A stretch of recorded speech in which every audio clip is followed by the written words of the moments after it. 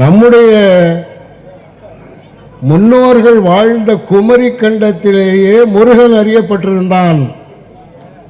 கிமு 20,000 ஆண்டுலேயே முருகன் அறியப்பட்டிருக்கான். அதற்கான சான்றுகள்லாம் இருக்கு. அகப்பொருள் கூட சொல்லுது, முதற் சங்கத்தில் புலவராக வந்து பாடியதாக சொல்லுது. அதை விடுங்க, சிந்துவெளிக்கு வாங்க. சிந்துவெளியில் முருக வழிபாடு இருந்தது, அது தெளிவுபடுத்தப்பட்டிருக்கு.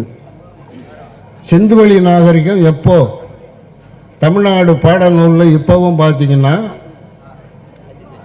கிமு 3000 2000 2500 இதுதான் சிந்துவெளி நாகரிகம்னு எழுதியிருக்காங்க.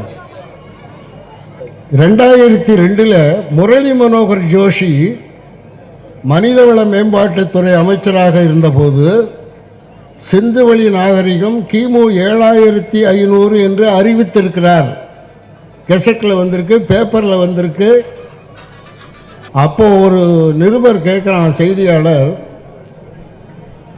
whether it is Aryan civilization or Indian civilization கேட்குறான் முரளி மனோகர் ஜோஷி.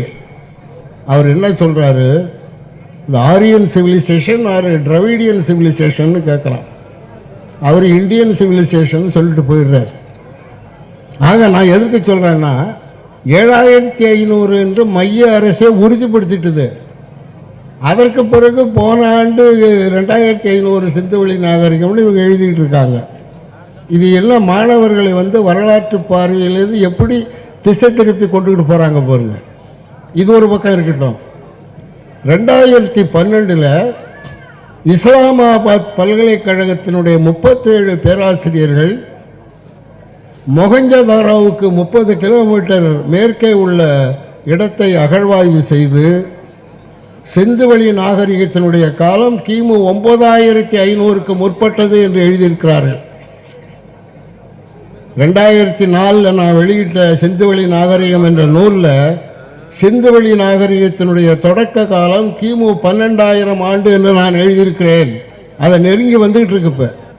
இப்படி சிந்துவெளி நாகரிகத்தை ஆண்டு கணக்கை குறைத்து மதிப்பிடுவதன் மூலம் இந்த வரலாற்றையே மறைக்க முற்படுகிறார்கள்.